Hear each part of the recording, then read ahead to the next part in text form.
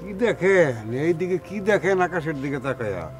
আপনার বাইক না বুঝান, তারে বুঝায় কোন উনি যেগুলি করতেছে এগুলি কোনোভাবেই ঠিক না। আমার বউ তার বোন এত খেপা খেপছে যে তার সামনেই আসতে চাইতেছে না রাগে। মানিক, মানুষ বোনের সুখের জন্য কত কিছু করে, আর তুই তার ঘরে আগুন জ্বালাতে চাস? মামা, আমি কি করে আমার বোনের ঘরে আগুন জ্বালালাম? সাবাস, নাদান বাচ্চা, কোনো কিছুই সে এখন বুঝতে পারতেছে না মামা। মানিক, তুই নিজামের বোনের সাথে সম্পর্ক করায় তোর দুলাভাই কি মেসেজ পাইল?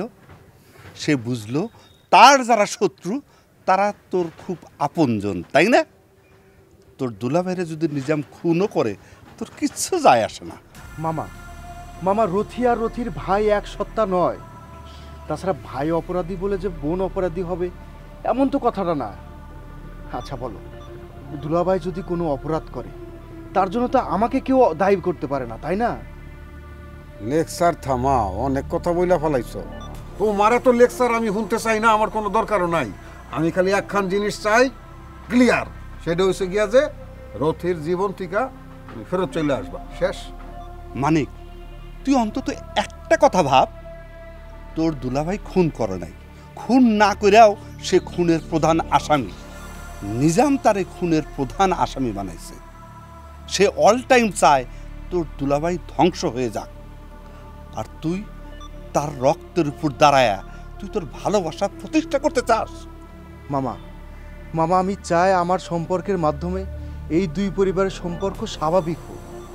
স্বাভাবিক হবে তোমার কারণে, এই দুই পরিবারের ভিতরে উল্টাটা হবে, অস্বাভাবিক। শুনছ? শুনেন না তো মামা, নিজাম কি হুমকি দিছে? কি হুমকি দিছে? হ্যাঁ, তার বোনের জীবন থেকে যদি তুমি না সইরা যাও তাহলে তোমারে দুনিয়ার থেকে সে সরাইয়া দিবে। মানিক, তুই কি চাস একটা মায়ের জন্য তোর জীবন কোরবানি হয়ে যাক? তোর দুলাভাইয়ের কিছু হইলে তোর খারাপ নাও লাগতে পারে, কিন্তু তোর কিছু হইলে তোর বোনের, তোর দুলাভাই এরা কিন্তু সহ্য করতে পারবে না। কি মামা, তুমি কি বললে? দুলাভাইয়ের কিছু হলে আমি সহ্য করতে পারবো? এ কথা তুমি বলতে পারলে?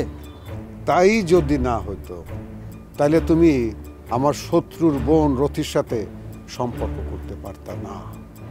আমি মনে করছিলাম তোমার বোনের জন্য, আমার জন্য তুমি ওইখান থেকে ফিরে আসবা, কিন্তু এখন যেটা মনে হইলো, যা দেখলাম, যা শুনলাম, তার মানে আমি একদিন যেটা ভাবছি সেটা সম্পূর্ণ ভুল।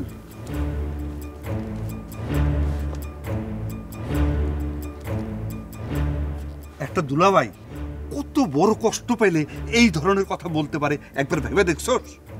আর যাই হোক, অন্তত বিজলির কথা ভাইবা এই সম্পর্ক থেকে তোর বের হয়ে আসা উচিত। মামা, মামা, তোমরা কেউ বোঝার চেষ্টা করছো না।